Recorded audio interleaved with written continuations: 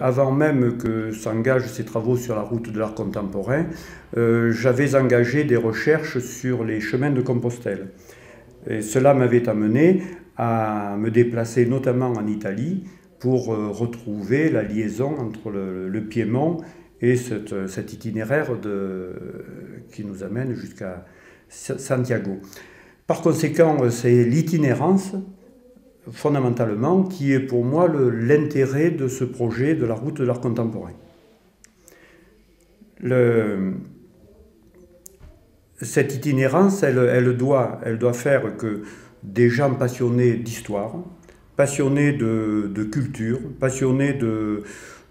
monuments anciens,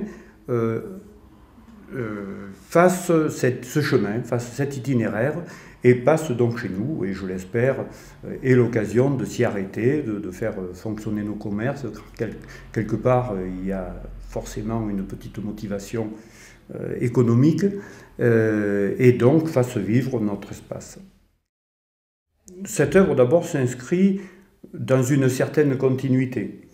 à savoir que sur l'espace de la ville de Seine, nous trouvons des œuvres qui ont été accomplies au cours des siècles, nos bâtiments religieux, avec notamment l'église de Nazareth du XIe siècle, mais aussi avec la construction de l'époque du Moyen-Âge, très présente dans les tours qui restent dans le village, dans un certain nombre d'ouvrages, et puis la citadelle Vauban, qui est aussi une œuvre, car si c'est un ouvrage militaire, c'est aussi une œuvre. Il y avait tout un art pour construire ces édifices de l'époque, et on consacrait beaucoup de temps, je crois, à bien faire les choses. Et l'œuvre de Dion vient apporter la note de l'art tel qu'il se pratique aujourd'hui, mais il y a donc une continuité sur l'espace. Je n'ai pas eu le plaisir de rencontrer l'ours sur notre territoire, certes, mais je sais néanmoins qu'il était ici à Seine-les-Alpes dans les années 1850 encore, et il a laissé un souvenir, il est bien présent, et nous avons de nombreux lieux qui font référence à l'ours. L'œuvre qui s'installe là est tout à fait en liaison avec notre territoire, et parce qu'il y avait des ours, et parce que cela va faire réagir les visiteurs, réagir notre population sur le phénomène de la réimplantation des espèces, car on peut imaginer que demain on aura envie de réimplanter l'ours sur le pays, et donc si cette œuvre ne provoquait que cela, il serait intéressant d'engager un débat, une discussion, provoquer dans l'imaginaire des uns et des autres ce que cela pourrait représenter dans le cadre d'une réimplantation sur notre espace.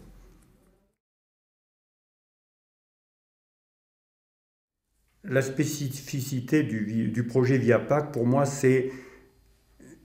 l'itinérance. L'itinérance, c'est-à-dire aller de point en point, faire en sorte que le visiteur, le touriste, toute personne désireuse de faire un peu de culture, eh bien, choisissent d'aller d'un point à un autre avec le souci de trouver le trait d'union. Et puis, d'autre part, l'intérêt, c'est de créer un lien étroit avec cette Italie,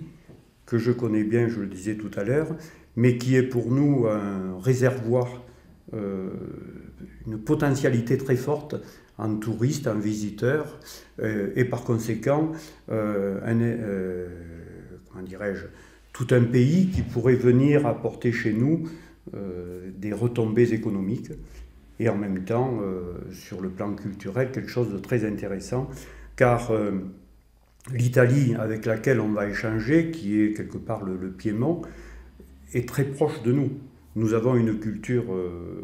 ô combien semblable. Nous faisons partie du même espace qui s'appelle l'Occitanie. Et ayant rencontré au fin fond des vallées de l'Astour, des vieux paysans, eh bien j'ai eu le plaisir d'échanger avec eux en patois parce qu'on parle la même langue.